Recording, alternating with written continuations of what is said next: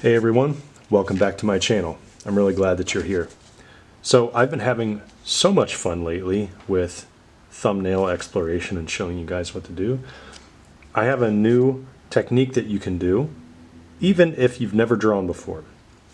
Get your sketchbook, get your pencil or pen, and do this. One single line. It could be look like a hair, it could be a scribble mark, it doesn't matter, and then move on to the next one. And then move on to the next, and then move on to the next. So you're going to have one row to start.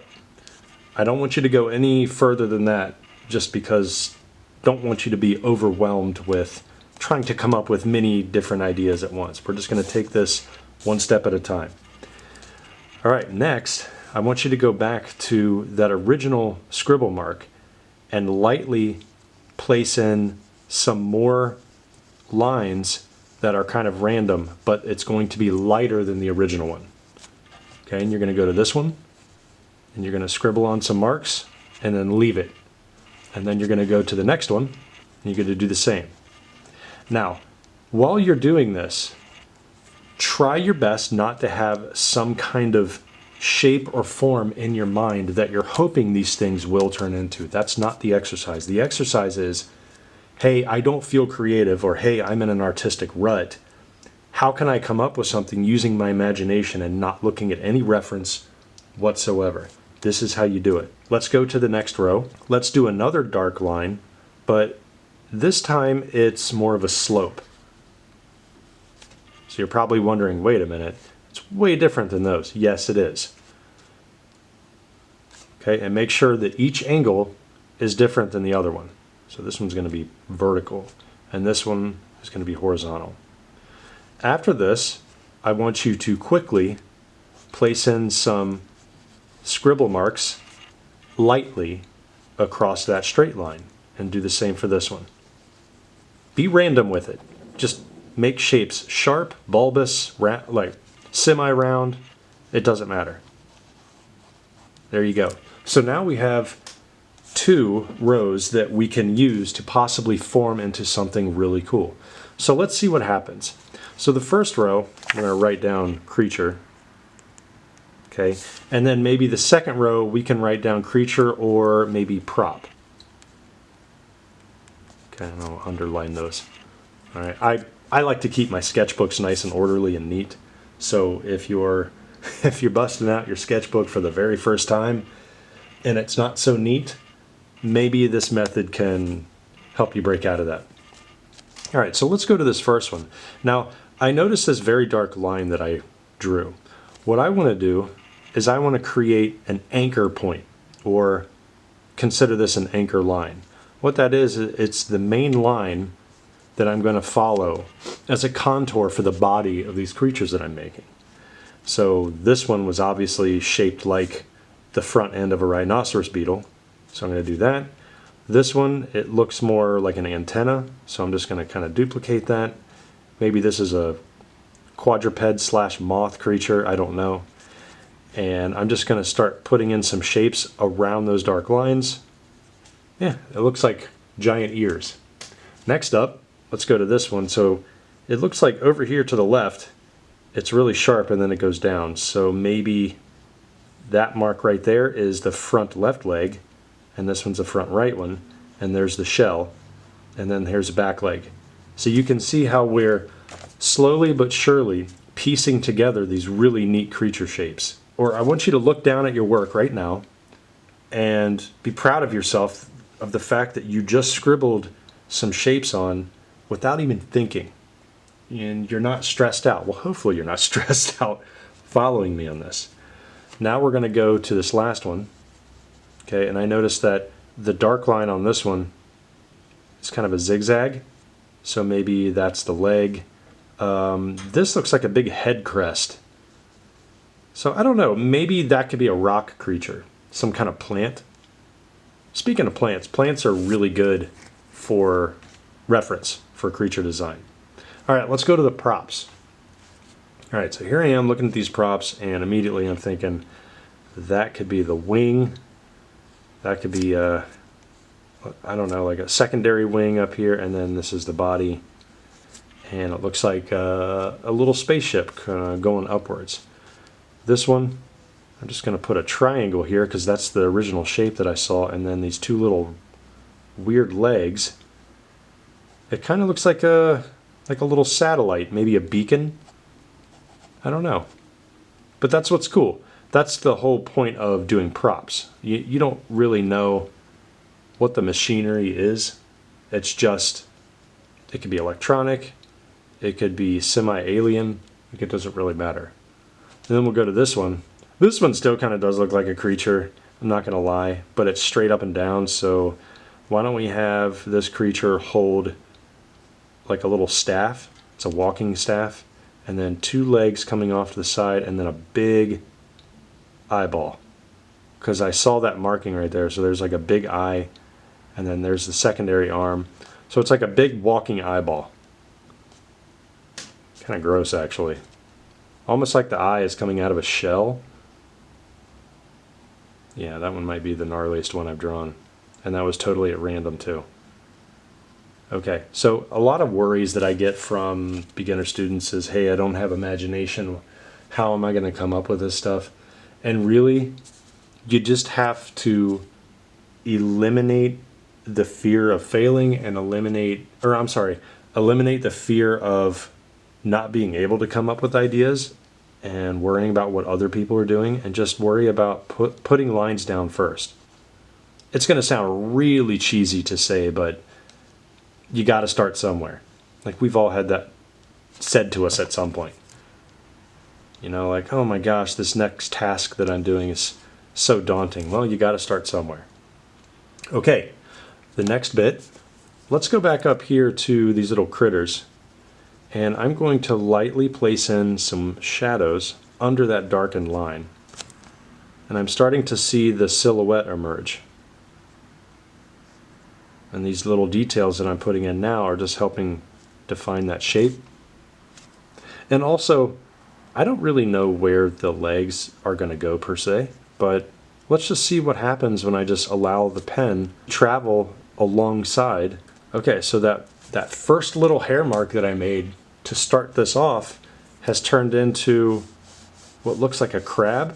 I'm just going to brush a little bit of a contact shadow on the ground.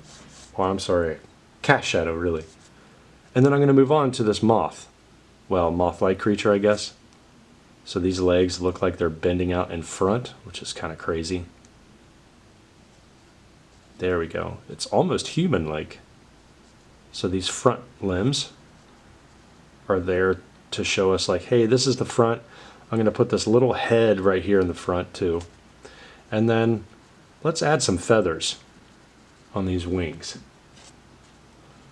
So we have some diverse sketches going on here, and really this isn't for any specific project.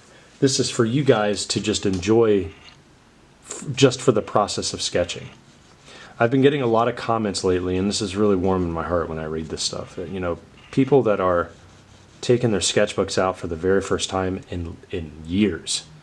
I mean, we're talking 5, 6, 7, 8 years. And they've lost that passion. So if you're listening right now and you feel like you've lost that passion of drawing and you want to get it back because you loved doing it so much at one point, there's nothing holding you back from just going to go get a sketchbook. So a technique that I like doing whenever I'm working in pen is that if I find an area underneath one of the shapes that I'm drawing and I know that there's going to be a shadow under there, I'll apply a little bit heavier of texture, or pressure I should say, so that it gives the illusion that there is shadow underneath. And that helps me know, like, hey, this is going to be the bottom or this is going to be the top. And it really does work. Alright, so over here with the prop that I drew, it looks like another spaceship and the wing is really long. It almost looks alien. Looks very alien, actually. So maybe I can add some straight edge in there mixed with some organics, and we'll see what happens. But you can see how I'm very lightly applying some pen strokes across there, and it's actually filling in an area as if I'm shading with a pencil. you really can achieve some neat shading techniques, be it hatching, cross hatching, or just straight up shading like a pencil with a pen. Because the ink, even though each stroke next to each other doesn't spread like graphite, you can still keep the pencil or the pen strokes close together, and it has a really nice blue effect, especially if you're drawing with black. Sometimes it tends to look blue when it reflects the light around your room. It's pretty neat. I'm just going to go back now and I'm going to start playing with some of these silhouettes because I think they look really cool. And I'm going to add in, some more details, of course. For example, if I see some little area like, okay, there's a little shadow that needs to be under there, I'll jump to that. And then while my eye travels across the sketch page, I'll notice another area that needs some attention, like, oh, down here with this little fighter jet, or whatever you want to call it. I'll put that in there. Maybe the cockpit is right here. One thing, I'm a traditionalist at art. I've been using pencil all my life. One thing that a pencil cannot do, that a pen can, is offer you permanently nice looking lines no matter the direction that you draw. You just have to hope that your pen doesn't bleed. Now, I want to tell you guys something, for those of you that are experienced artists but you avoid pens because they bleed on you.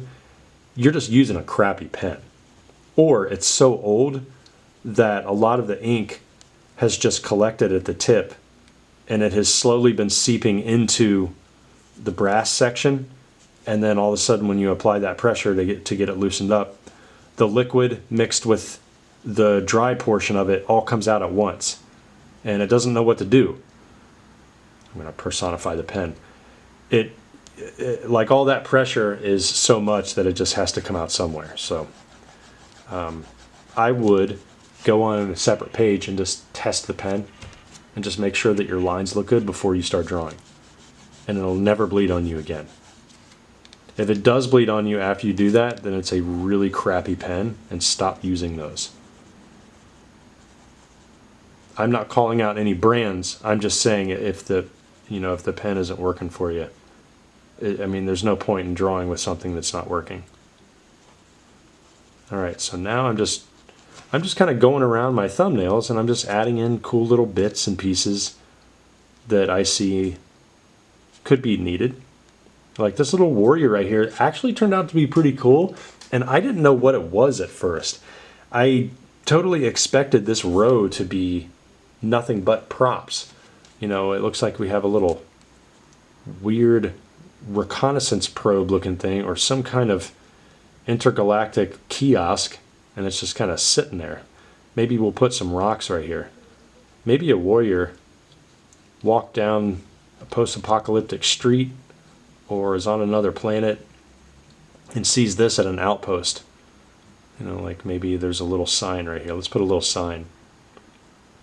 Okay, it says keep out. You can't see that really because that's a little too small. But we'll put that in there. It'll be like a little scene. Maybe they're together. There you go. Totally unplanned scenic adventure right there. Okay, why not? Let's just put a little scene here with some bubble rocks. And I'm just applying light strokes and medium ones. There we go. Okay. So I really hope that you enjoyed today's lesson. It's a continuation of your thumbnail practice. Now, this right here does multiple things. One, it relieves anxiety, art anxiety. It can relieve artist block. It can help you reignite your passion for drawing once again. Everybody has that burning passion for art. If you've done it before and you really enjoyed it, you just, did other things and fell into other things in life, which is totally cool. You explore, you get a family, your passions are kind of set aside. Don't let it wane again. Okay, you want to keep it this time. All right, so I'm not going to number them this time. But there you have it, guys. So comment below, let me know what you're working on and if this method is working. If you want to see more of my thumbnail process, like this, I'll do 100 more videos in a row of nothing but this stuff. Like if you really want to do it. You know what we need right here? My trusty orange. I can't go wrong with this. Probably turned out to be one of my favorite markers. Let's see what happens. You know what? Something tells me that little conch shell warrior needs to be like a green. So let's make it a green, huh? Let's put a darker green in there. I don't know if this is going to work. Yeah, it looks pretty cool. Okay, that one's green, and maybe the eyeball is dark green. There you go. I think this one needs to be orange too. Yeah, a lot of fun. Okay. Thanks everybody for tuning in. I really love you guys, and I love your comments, and just telling me what you're going through artistically, and that this stuff is actually bringing you joy. Check the links in the description below for our Creature Design Workshop Discord.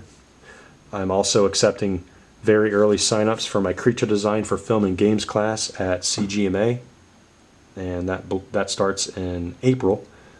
So if you want to sign up now, spots are limited to 20. And then, last but not least, I do run a private mentorship.